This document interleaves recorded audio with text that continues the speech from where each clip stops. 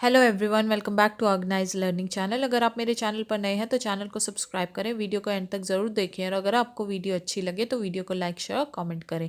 तो आज की इस वीडियो में हम डिस्कस करने वाले हैं जो डीओई दिल्ली की तरफ से क्लास 10 के लिए सोशल साइंस का प्रैक्टिस पेपर दिया गया है, उसको हम डिस्कस करेंगे और उसके कुछ क्वेश्चंस हम पिछली वीडियोज़ में डिस्कस कर चुके हैं और कुछ क्वेश्चंस हम आज डिस्कस करते हैं। ठीक है, तो क्या क्वेश्चन दिया गया है हमें, the distinguishing features of federal government is.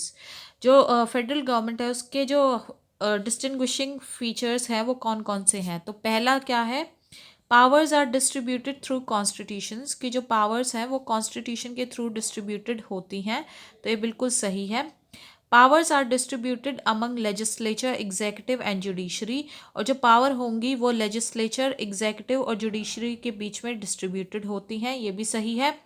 और जो sources of revenue for each level of government are clearly specified to ensure its financial autonomy, और जो सोर्सेज होंगे रेवेन्यू के जो हर लेवल की गवर्नमेंट होंगी उनके लिए वो क्लियरली स्पेसिफाइड होते हैं, जिससे कि फाइनेंशियल ऑटोनॉमी जो है वो बनी रहे। तो ये भी बिल्कुल सही स्टेटमेंट है, तो इसलिए करेक्ट ऑप्शन हो जाएगा D option, that is all of the above.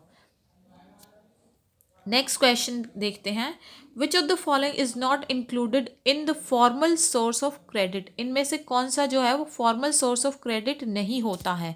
तो इसका करेक्ट ऑप्शन है मनी लेंडर्स, तो जो साहूकार होते हैं वो फॉर्मल सोर्स ऑफ क्रेडिट में नहीं आते हैं। नेक्स्ट क्वेश्चन है, in the question given below, there are two statements marked as assertion A and reason are। दो स्टेटमेंट दी गई है, एक है assertion और एक है reason।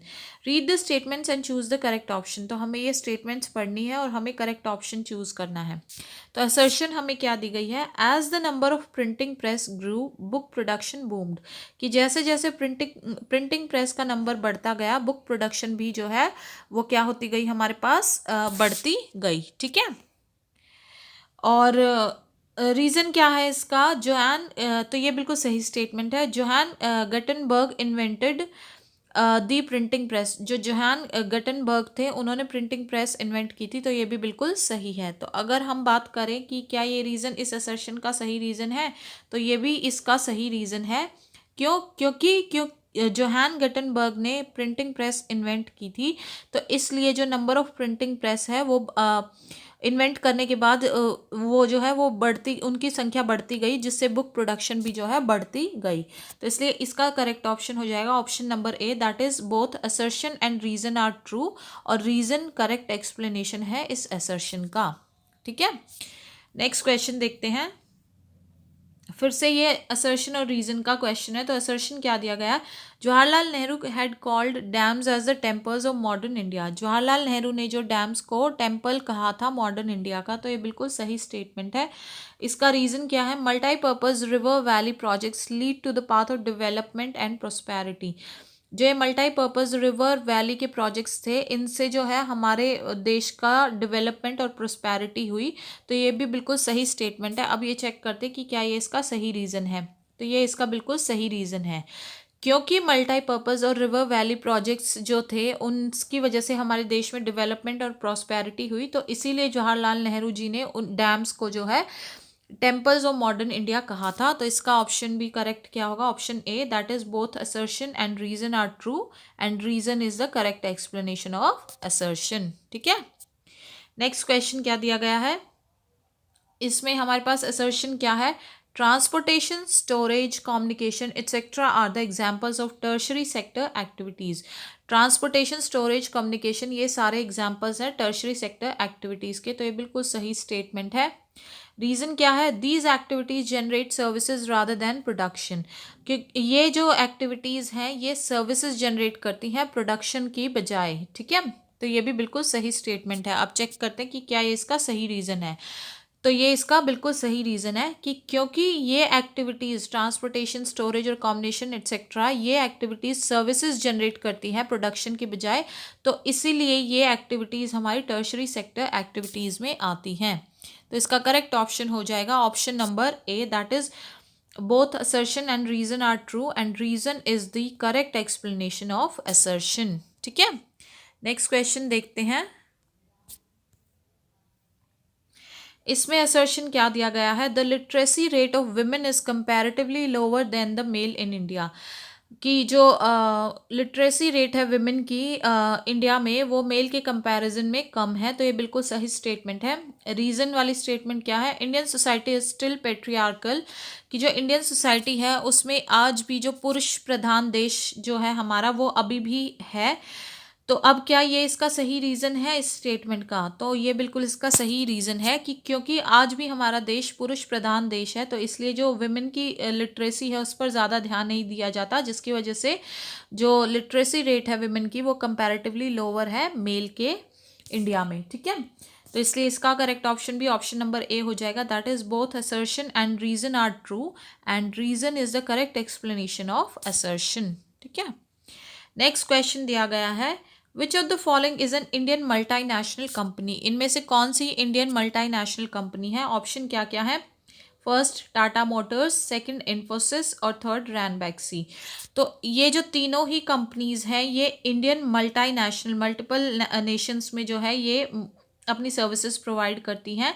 तो इसलिए टाटा मोटर्स, इन्फोसिस और Ranbaxy, that is option number D, all 1, 2 and 3, ये तीनों ही क्या है हमारे पास इंडियन मल्टीनेशनल कंपनीज।